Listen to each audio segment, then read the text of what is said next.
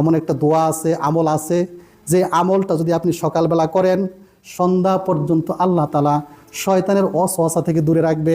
আমলটা জানা দরকার আছে না নাই?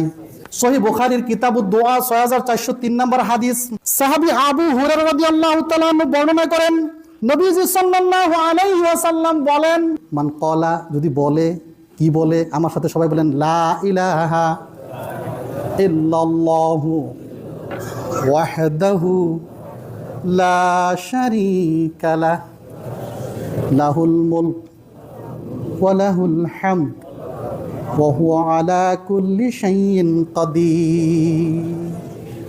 কয়বার পড়বেন? ১০০ বার যদি পড়েন পুরস্কারগুলো শুনেন।